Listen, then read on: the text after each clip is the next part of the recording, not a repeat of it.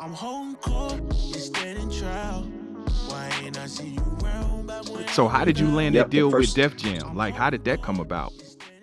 So I had a few powers of beat that was working. Lazy Bone was helping me to bring that into fruition, and at the same time, Relativity Records was there. We were launching Mo Thug Records. So at the same time, simultaneously, while we were doing Thuggish Ruggish Bone for the Love of Money, going into East 1999 Eternal, Yeah. we had a plan to launch solo records, and we had this agreed upon before we even did the group stuff. Said it's okay, once we do the group stuff, we're going to focus on branching off as with solo projects and other group projects, assigning other people, be it that as it may. And that's exactly what happened, right? We started working on the Mo Thug Family Scriptures stuff, and then at the same time, while we were working on that, but I was working on 3 projects simultaneously. Yeah. The Bone Thugs and Harmony project, Yeah. the Mo Thug project, and the Flesh and Bone solo project. Yeah. So I had my hands full. Yeah. I was trying my best to make sure that I had like literally 3 studios popping off at one time that I had to be at every day. So a couple hours here, a couple hours here, a couple hours there. Yeah. And that was my schedule for like 2 years straight. Yeah. We're just working on solo stuff, group stuff, and Mo Thug stuff. So we had it planned out, and I think I'm the first individual to have solo success in the group, and I'm humble and I'm grateful for that. Let's talk about that album. Sparked the fire. Let's talk about that album, Flesh. So it was True's Thugs, True's Humbly United Gathering Souls. That was the name of it, right? Oh yeah. Yeah.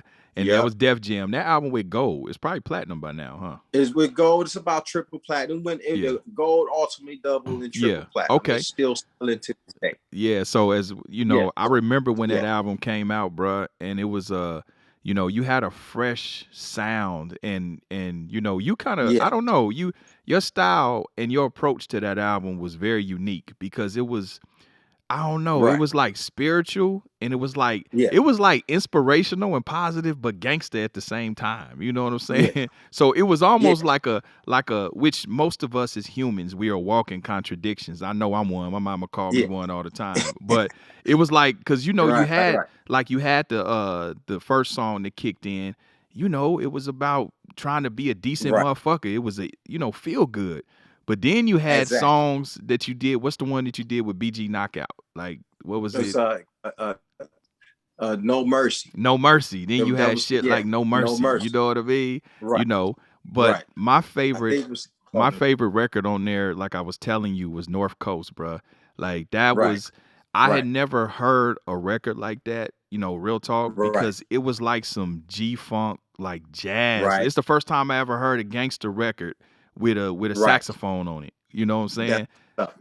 So what made you take that approach? Like when you heard that music, you heard that beat, like, oh, I'm fucking with that. Oh yeah. That was one that was presented to me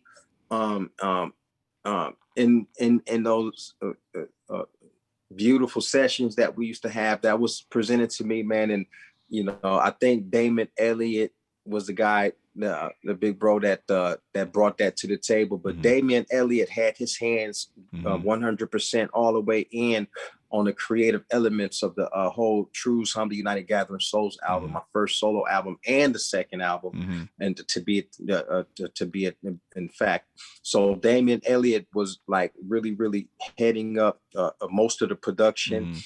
And even though we had a bunch of guys coming to the table from the Tony C's, the Kenny McLeod, Kenny's the DJ homie. Uniques. Yeah, Kenny, that's my partner. Even still to this day, I'm still in bed and just still working with all those dudes to keep the door open to work with a variety of all young, fresh talent, be it that as it may, even to this day. But those guys would come and they would have people to play real live instruments. Real talk. I mean, the sessions would be set up where the drums are in that corner, the sax over here, and then but it was a few. A matter of fact, I forgot the name of the sax player, but he was a famous sax player. The sax player that played that on the North Coast. He was a famous one. If not, the name slips to mind. I got to look on the credits. But he's on there. Famous sax player. Came through, and that's what we used to get. We used to get really, really well-known musicians that did their thing, and specific instruments used to come in and play those instruments live versus playing, you can do your thing on the keyboard and all that shit, but having a musician come in and play it live was a whole total that was the first that I heard that. To be honest with you, that was the first I heard on a rap record where you had a live saxophone like that and played. It was like some sexy jazz shit. Like you could just take a bitch up PCH playing that shit. You know what I mean? You know what I mean? That shit was gangster. Yeah, North Coast was hard. North Coast was hard. That's exactly what you do to that. Hey, let me ask you, Flesh, even though that was one of my favorite songs, listen, bro. Hey, and I can be transparent. Yes, what did North Coast mean? What is that? What was that? North Coast. So it was essentially the North Coast of Ohio, because Cleveland, right? Mm-hmm. If you think in terms of Cleveland, Ohio, Cleveland is of the north at the right spank in the middle, almost north, and that's where it came from. When we were creating the chorus line for North Coast, we were saying, the lady was singing, was like, coming right on the north side. And then she was saying coming right on the east side, coming right on the south side. And I was like, no, fuck that, only north side. Yo, speaking of someone from the north side, from the north side, we played that shit constantly. So she was trying to add all of the north, south, east, and west, coming right on the west side. I was like, nah, cut all that out. No, we just gonna say north side on this one right now, but that's what it was. It was Cleveland, Ohio is northern Ohio, so that's where that came from. They tried to put the west coast in there.